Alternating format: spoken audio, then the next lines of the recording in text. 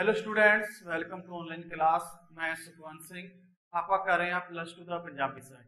Plus 2 ਦੇ ਪੰਜਾਬੀ ਸਾਹਿਤ ਦੇ ਵਿੱਚ ਜਿਹੜਾ ਆਪਣਾ ਪਾਠ ਕਾਵਿ ਕਵਿਤਾ ਵਾਲੇ ਪਾਠ ਵਿੱਚ 6ਵਾਂ ਪਾਠ ਆਪਾਂ ਸ਼ੁਰੂ ਕਰਨ ਜਾ ਰਹੇ ਹਾਂ।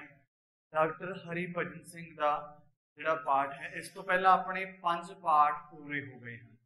ਅੱਜ ਸ਼ੁਰੂ ਕਰਨ ਜਾ ਰਹੇ ਹਾਂ 6ਵਾਂ ਪਾਠ। ਡਾਕਟਰ हरिभजन ਸਿੰਘ ਦਾ ਵਿੱਚ कविता है। पहली कविता है जी सौ जा मेरे मालिका, एक गीत कविता है, एक गीत की तरह ये गाया जाने वाली कविता है। ते दूजी है बिरछ नाल लैके तुरदा है। दो कवितावां लिखियां गई हैं, सौ जा मेरे मालिका ते दूजी है बिरछ नाल लैके तुरदा है। अज आपां करांगे सौ जा मेरे मालिका। इस कविता नूं आपां 3 हिस्सियां च पूरा करांगे, 3 टोटे करके ते फिर आपां इहनूं समझांगे पूरे विस्तार नाल। तां अपना पहला जिहड़ा टोटा होगा सौ जा मेरे मालिका। पहला सौ जा मेरे तो लैके कायनात तक।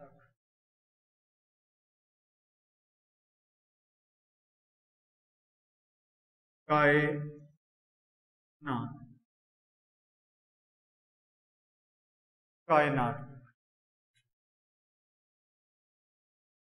पहला लिखांगे प्रसंग, फिर आप काव्य सूत्र पढ़ांगे, उन्होंने प्रसंग सहित व्याख्या करेंगे। प्रसंग पहला लिखांगे प्रसंग। ए काव्य 17 साडी पंजाबी दी पाठ पुस्तक पंजाबी काव्य धारा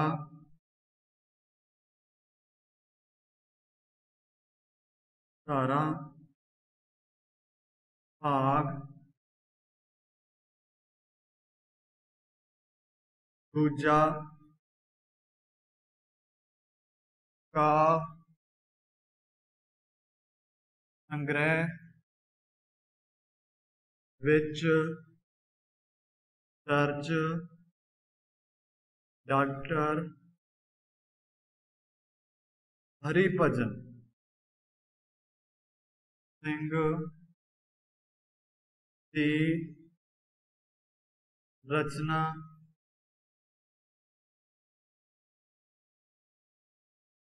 सौ जा मेरे मालिका।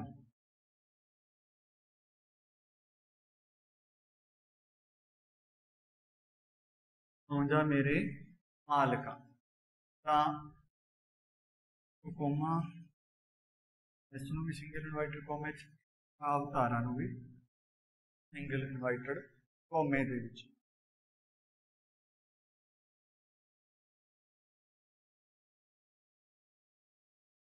विचों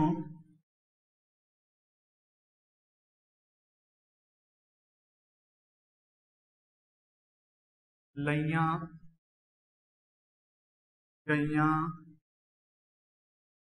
हन। विचों लईयां गईयां हन। इस रचना विच 1947 नाल संबंधित वेरवा दिता है। कवि ने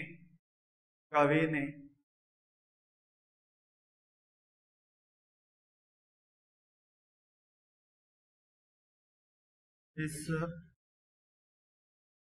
विच 1947 जदों देश का वंड हुई सी हिंदुस्तान ते पाकिस्तान, 1947 रचना विच 1947 नाल संबंधित वेरवा नाल संबंधित वेरवा वेरवा दिता है। 1947 नाल संबंधित जिहड़ा वेरवा है वो दिता गया है।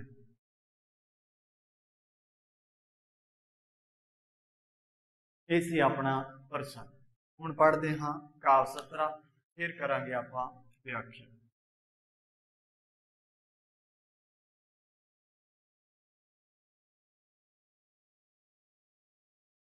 सौं जा मेरे मालका, वरान होई रात, सौं जा मेरे मालका, वे वरत्या हनेरा, वे काल खांचों तारियां दी डुब गई सवेर, वे पसरी जहान उत्ते मौत दी हवाड़, वे खिंड गईयां महफलां ते छा गया उजाड़, वे जिंदगी खामोश बेहोश कायनात। इत्थे तक आपां करांगे प्रसंग सहित व्याख्या। तां मालका, मालका दा भाव है कवि अपने अंदर जाग रहे इंसानी मादे नूं संबोधित करता है। मालका दा इत्थे भाव की है, जिहड़ा कवि दे अंदर इंसानियत जाग रही है। कि जदों 1947 नूं देश आजाद होया, हिंदुस्तान पाकिस्तान अड होया, उस समय जो हालात पैदा हुए सन, उन्हां दी गल कर रहा है कवि। वो हालातां नूं देख के कवि दे अंदर जिहड़ा मादे, जिहड़ा कवि दे अंदर जिहड़ा इंसान मादे नूं संबोधित करता है। वरान दा भाव है उजाड़, वरान दा भाव है उजाड़। वरत्या मालका, वरत्या दा भाव है पैदा होया, वरत्या दा भाव है कि पैदा होया। कालखा भाव है कल्पना दे विच। जुलम भाव जबर जुलम, जब भाव रुप भाव भिज गई है, पसरी हुई भाव फैल गई है। हवाड़ दा मतलब हुंदा है बदबू, अते खामोश दा चुपचाप। कायनात दा भाव है कुदरत सृष्टि। जदों देश वंड हुई सी, हिंदुस्तान च जिहड़े मुसलमान रहिंदे सन वो पाकिस्तान को जाना चाहते, पाकिस्तान गए। पाकिस्तान जिहड़े हिंदू सिख जो रहिंदे सन वो हिंदुस्तान आना चाहते सन। उस समय जो कतलो गाड़ का जिहड़ा माहौल बनिया सी, उस वो माहौल नूं देख के कवि का जिहड़ा इंसान मादे है वो जाग उठता है। तां कवि कहता है कि मेरे अंदर जाग रहे इंसानी मादे, मेरे अंदर जाग रहे इंसानी मादे, ये मेरी हस्ती ते मालक एक ठीक है, ये ठीक है कि अपने आले दुआले विच हुंदे खून खराबे नूं देख के तेरा आपा ता तड़प उठिया है। आपा भाव अंदरों आत्मा। जो कतलोगार जिहड़े मुसलमान पाकिस्तान चो जिहड़े हिंदू आ रहे सन, जो पाकिस्तान चो हिंदुस्तान वाल आ रहे सन, हिंदू सिख, तो उन्हां दे आ जिहड़े कटवड हो रहे, लोगों के कतल हो रहे सन। फिर जो इत्थों मुसलमान पाकिस्तान जा रहे सन तो उन्हां दा कतल कटवड खून दे नदियां वहा दित्तियां सन। वो सारा माहौल खून खराबा देख के जिहड़ा आपा है, जिहड़ी आत्मा है, जिहड़ी रूह है, वो कंबता उठदी है। जिहड़ा इंसान है, मादा इंसान, जिहड़ा सच्चा इंसान है, जिहड़ा कदे किसी का बुरा नहीं करता, वो ये चीज उसका देख के उसका जिहड़ा मन है, वो जिहड़ी आत्मा है, वो कंब उठदी है, तड़प उठदी है। इस प्रकार सुख ते आराम लैण लई बनी हुई रात बड़ी बेचैनी विच बीती। जो ने दिने देखा भी किवें एक दूजे का कतल किया जा रहा, इंसान इंसान का दुश्मन बनया हुआ है, किवें खून खराबे हो रहे हैं, खून की होली खेडी जा रही है। उस सोचां दे नाल वो जिहड़ी रात है बड़ी बेचैनी हुई, उन्होंने हैरानगी हुई, बड़ी बेचैनी दे विच ओहदी रात बीती। परंतु तैनू जरा हौसला करना चाहिए है, पर हौसला करना ही पऊगा, कोई इलाज नहीं। जो हो रहा है उन्होंने की किया जा सके, ते हौसला ही करना पवेगा। एक ये ठीक है कि आले दुआले जिहड़ा उहदा माहौल आले दुआले दा सीगा, जबर जुलम दा हनेर मच गया सी, भाव छाया होया सी, जिहड़ा जबर जुलम दा जिहड़ा हनेर मच गया सी।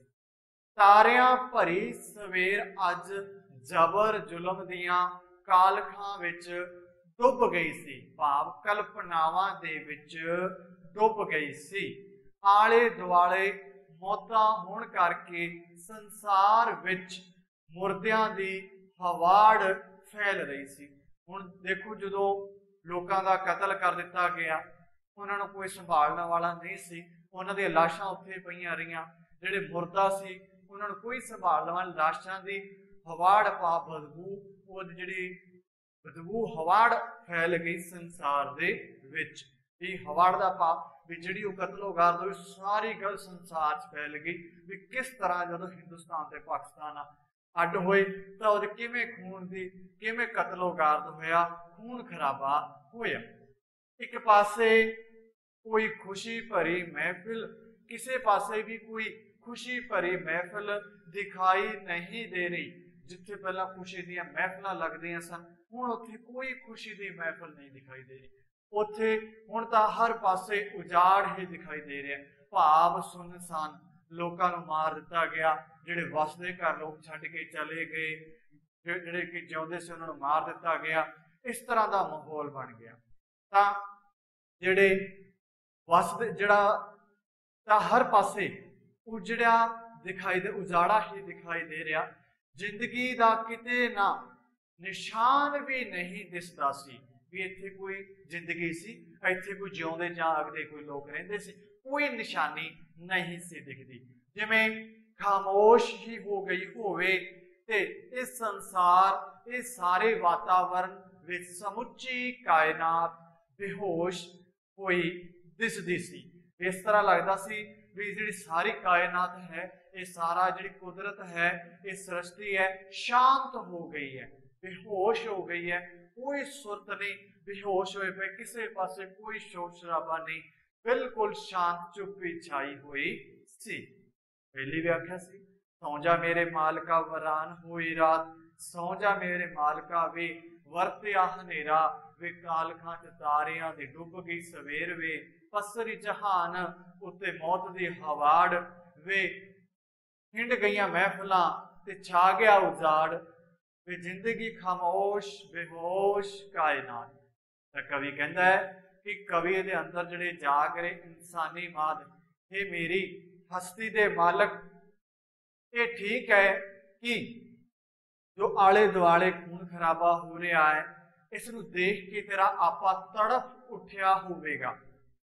इस प्रकार सुख आराम नाल बड़ी रात, बड़ी बेचैनी दी रात है, परंतु तेनों जरा हौसला करना पड़ेगा।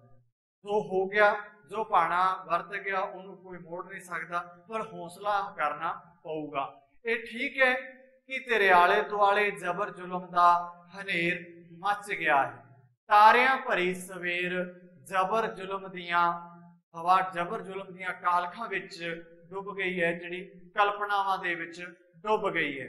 आले दुआले मौत ने सारे संसार विच मुर्दियां दी हवाड़ फैल गई है। किसी पासे कोई खुशी नहीं दिस रही, हर पासे उजाड़ ही दिखाई दे रहा है। जिहड़ियां महफिलां सन, वो किते महफिलां पाओ जिथे इकट्ठे होकर लोग बहिंदे सन, हसदे दुख सुख करते सन, गल्लां बातां करते सन, इकट्ठे होकर बहिंदे सन, वो सब उजड़ गई, सब खत्म हो गई। जिंदगी दे किसी भी ना किसी भी निशान ते जिंदगी दा किते भी निशान नहीं सी दिसदा, जिवें ओ खामोश हो गई होवे। इस सारे वातावरण विच समुची कायनात बेहोश हो गई दिसदी सी। ये सी अपनी पहली व्याख्या। गल करते हाँ अगे दूजी व्याख्या। दूजी व्याख्या इस विच कवि ने 1947 के समय वंड के समय जो हालात सन खून दियां नदियां निर्दोष लोग मरे, उन्हां ते जिहड़ी गल की गई है, चर्चा की गई है खूहां विच दूजी है ਖੂਹਾਂ ਵਿੱਚ ਹੈ, ਖੂਹਾਂ ਵਿੱਚ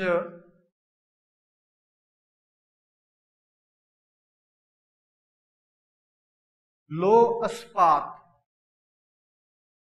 ਲੋਹਾ इस्पात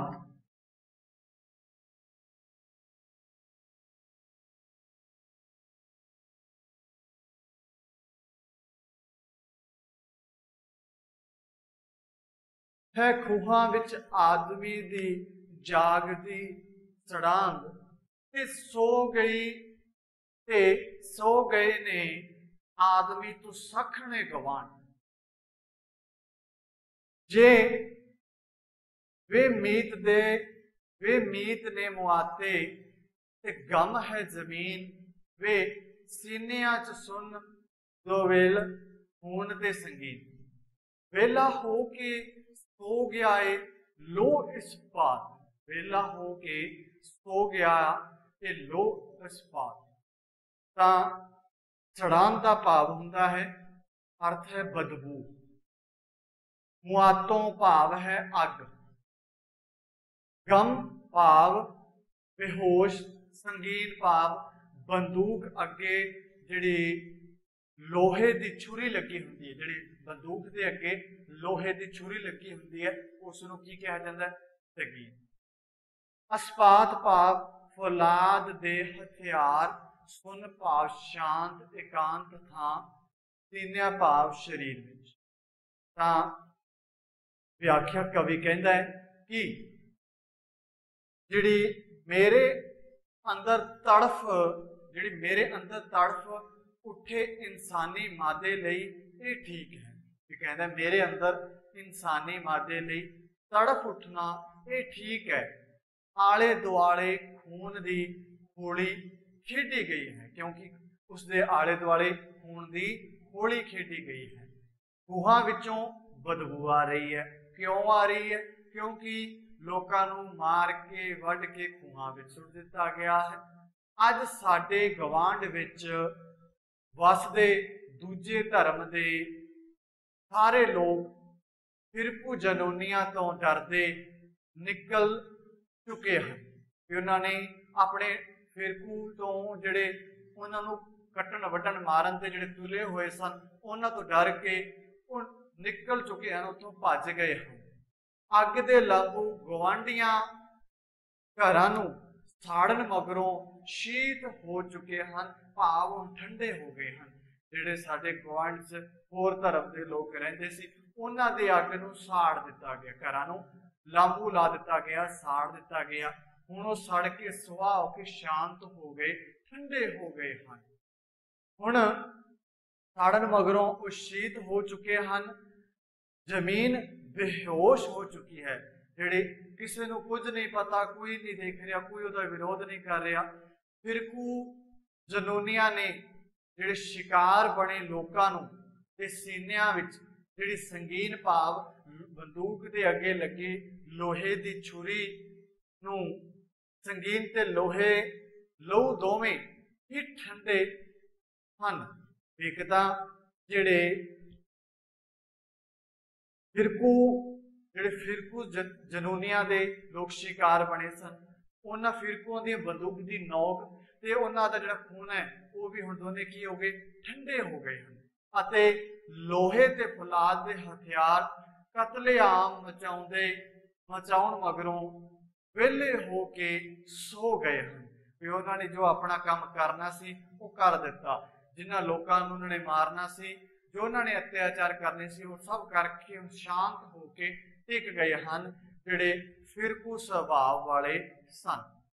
तां इस विच कवि ने कहा कि उसके अंदर तड़फ तां जरूर है, उसके अंदर तड़फ तां जरूर है, क्योंकि उसके आले दुआले जिहड़ा वातावरण सी वो खून खराबे दा वातावरण सी, जो उसके आले दुआले दा माहौल सी। उसनूं देख के उहदा घबराउणा जायज़ सी, पर उसके जो गवांढ सी, गवांढ दे विच दूजे धर्म के जो लोग रहिंदे सन, वो फिरकू जनूनियां तो जिन्हां ते फिरकूपणा सवार होया पिया सी, उन्हां तो डरदे वो निकल चुके हैं, भाव उथों नस गए हैं, उथों भज गए हैं। अग दे लांबुआ ने गवांढियां दे घर साड़ दिते, साड़ के हुण शीत होके बह गए, ठंडे ठार होके बह गए। जमीन बेहोश हो चुकी है। फिरकू जनूनिया ने शिकार बने लोगों के सीनिया दे विच संगीन ते लोहे दियां लहू दोवें ही ठंडे हो गए। भी जिहड़ी उन्हां दी बंदूक दी नोक खून भालदी सी, लोगों का कतल करना सी, वो दोने ही ठंडे होके बह गए। लोहे ते फौलाद दे हथियार कतलेआम मचाउण मगरों वेले होके सो गए। ये सी अपनी दूजी व्याख्या। हुण गल करदे हां आपां तीजी व्याख्या। प्रसंग अपना उही रहूगा। प्रसंग अपना जो लिखा है इन्हां चों जो भी आउंदा उहदे नाल प्रसंग आपां यही लिख सकदे हां। सौ जा इंज, सौ जा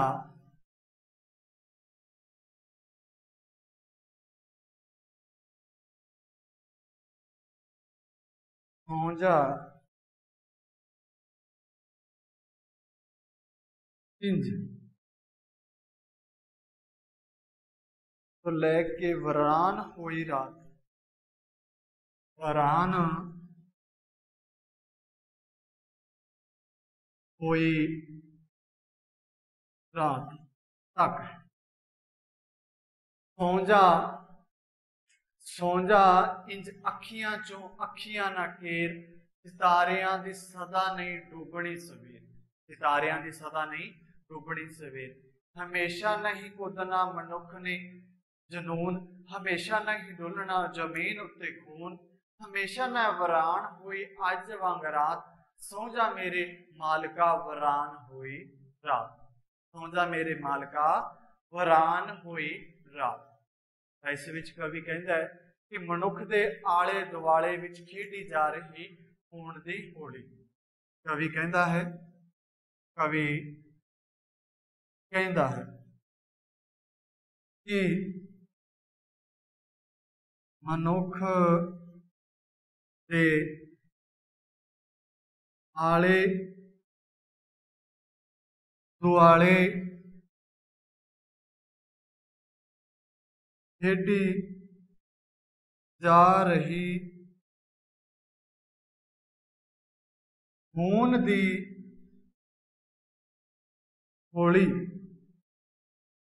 खून दी जिहड़ी होली है ते बेकदरी कतलेआम बेकदरी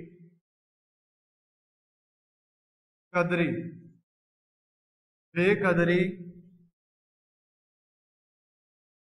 कतले कतले आम कोई कदर नहीं मनुख दी, एक मनुख नूं दूजे कोई कदर नहीं, बेकदरे करके उन्होंने जिहड़ी नूं वेख के तो इस प्रकार कुरला रही है। हुण उन्होंने देख के नूं देख के इस प्रकार कुरला रही हैं, इस प्रकार कुरला रही हैं। तैनू हौसला करना चाहिए, कुरला रही है, तड़प उठी है, तैनू हौसला करना चाहिए है। तैनू अपने आले दुआले मनुख नू, मनुख दा दुश्मन बनया होया देख के, हुण एक मनुख दूजे मनुख नू मार रहा है तां भाव की है, मनुख नू मनुख दा दुश्मन बनया होया देख के, मनुख नू मनुख दा दुश्मन, मनुख दा दुश्मन बनया देख के, दुश्मन किवें, वो भी मनुख है, वो भी मनुख है, एक दूजे नू मार रहे हैं, कोई कदर नहीं, बेरहमी नाल एक मनुख दूजे मनुख दा कतल कर रहा है। अर्थात बदी दियां शक्तियां ने नंगा नाच देख के रोना करलाउणा नहीं चाहिए। ये आपां देख रहे हैं कि बदी जिहड़े लोगों ने बधी चुक दी, लोगों का कतलों की कोई गिनती नहीं रही कि किन्ने लोग मारे गए। तो बदी दियां शक्तियां का नंगा नाच देख के रोना कर लाना नहीं चाहिए। क्यों नहीं चाहिए? क्योंकि जिहड़ा सितारियां दियां सवेरां सदा हनेरे विच नहीं डुबियां रहणगियां। जिहड़ी सितारियां दी सवेर है ये हमेशा इस तरह नहीं रहनी कि मनुख हमेशा ही दूजे मनुख का कतल करता रहे, निहत्थे निर्दोष लोगों को मारता रहे। इहो जिहा सदा नहीं रहना, क्योंकि सितारियां दियां सवेर सदा हनेरियां विच नहीं डुबियां रहनियां। मनुख विच हमेशा फिरकू जनून नहीं कुददा रह सकता। जिवें मनुख अज है सदा इस तरह नहीं रह सकता, क्योंकि इतिहास इस गल का गवाह है कि अंतिम जित नेकी दी हुंदी है। जिहड़ी नेक है, भलाई दी, सच दी जित हुंदी है, झूठ दी अंत विच हार ही हुंदी है। अंत विच जित किस दी हुंदी है? नेकी दी। ते बदी दियां शक्तियां नूं हार दा मूंह देखना पैंदा है। उन्हां दे पल्ले की पैंदी है? हार, जिन्हां ने बदी चुकी हुंदी है। भावें अज तैनूं बहुत दुख या दुखी होना पिया है, अज तैनूं माहौल देख के बहुत दुख सहना पिया, परंतु ये सब कुछ वरती है भाव समय समय की गल है। तैनूं निराश नहीं होना चाहिए।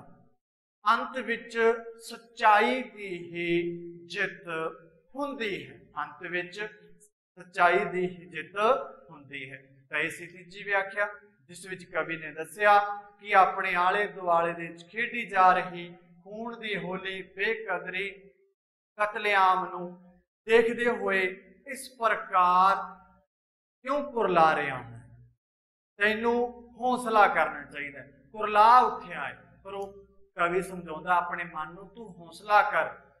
तैनूं अपने आले दुआले विच मनुख नूं मनुख दा दुश्मन बनिया होया देख के, अर्थात बदी दियां शक्तियां दा नंगा नाच देख के रोना नहीं चाहिए। क्यों? क्योंकि सदा इस तरह नहीं होना।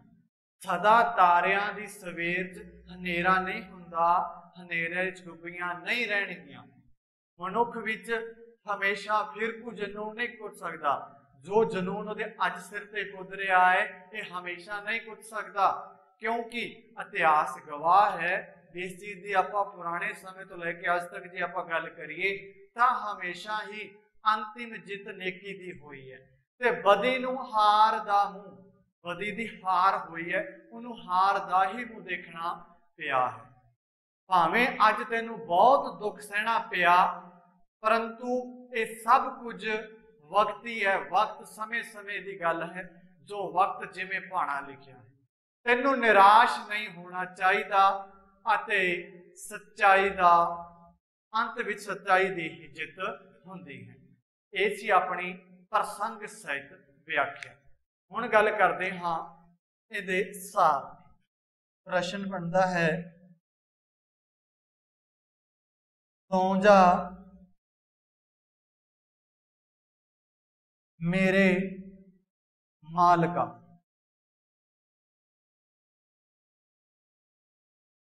कविता का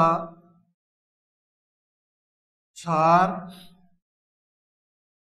विषा वस्तु, सार जां विषा वस्तु अपने शब्दां विच लिखो। सौं जा मेरे मालका हैरान हुई रात। एक कविता डॉक्टर सौं जा मेरे मालका डॉक्टर हरिभजन सिंह की रचना है। इस रचना विच, इस गीत विच 1947 के दुखांत नाल संबंधित आले दुआले इंसानी हैवानी रूप धार के, इंसान हैवाना दे रूप धार के एक दूजे नू मार वड्डण रहे हैं, मार वड्ड कर रहे हैं। 1947 दे विच जिहड़ा मनुख मनुख नू मारिया, मनुख नहीं, वो हैवान बन गया। वो की बन गया? हैवान। हैवाना दा रूप धार के एक दूजे नू मार रहे हैं। एक देख के कवि दा अंदरला इंसानी मादा तड़फ उठिया है।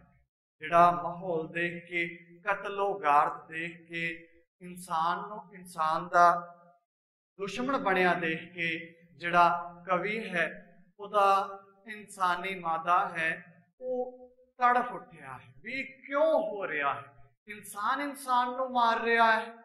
इस कविता विच कवि उस तड़प रहे इंसान मादे नू संबोधित करके उसनू आशा भरी तसल्ली दिंदा है कि कवि कहता है कि हे मेरे अंदर जाग रहे इंसानी मादे, ये ठीक है कि तू अपने आले दुआले खून खराबे नू देख के तेरा आपा तड़प उठिया है।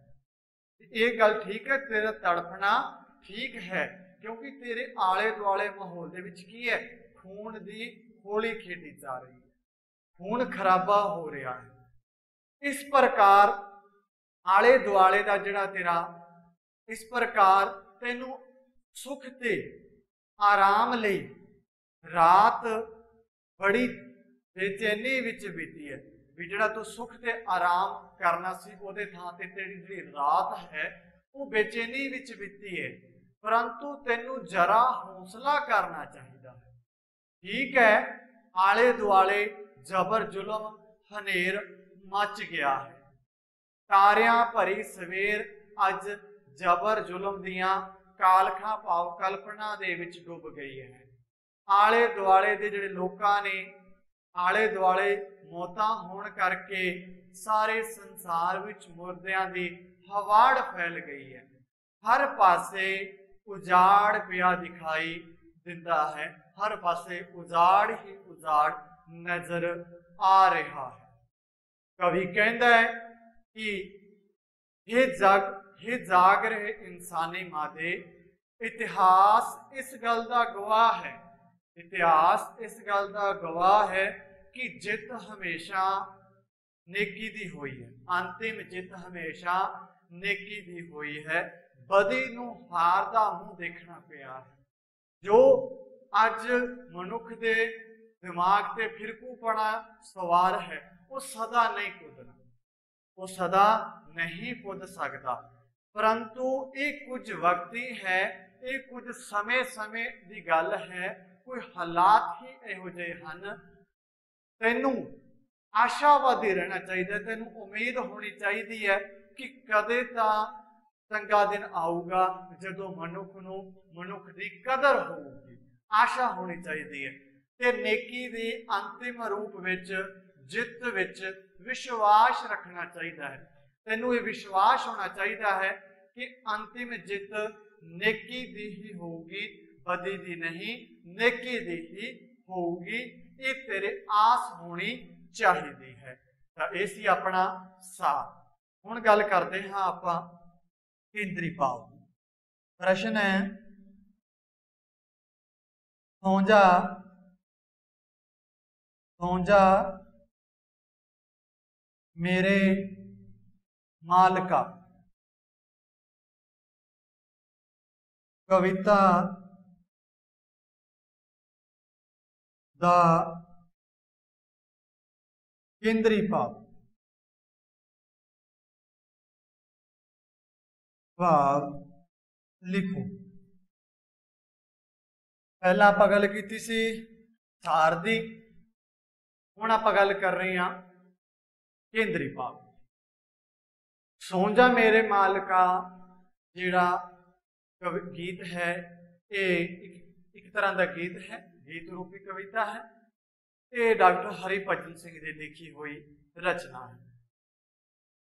इस विच 1947 विच फिरकू फसाद विच फसे मार वड हो रही सी। जिहड़े फिरकू लोग सी वो जिहड़े मार वड दे विच फसे हुए सन।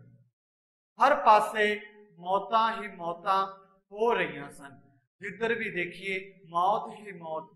लोग मनुख ही मनुख का दुश्मन, मनुख लोग एक दूजे का कतल कर रहे सन। घर बार फूके जा रहे सन, भाव घरां नूं अग लाई जा रही सी, साड़े जा रहे सन। हर पासे उजाड़ पै चुकिया सी, भाव सुन वापर चुकी सी। किसी पासे भी कोई मनुख की आवाज सुनाई नहीं दे रही सी। पर बदी दियां इन्हां ताकतां दा बोलबाला हमेशा नहीं रहिंदा, जिस करके मनुख नूं निराशा या निराश नहीं होना चाहिदा, सगों दी आशावादी रहना चाहिदा है। सगों दी आशावादी रहना चाहिदा है। ये सी अपना केंद्री पाठ। 1947 दे विच जिहड़े फिरकू फसादां विच मार वड दा जिहड़ा जिक्र है, मार वड हो रही सी।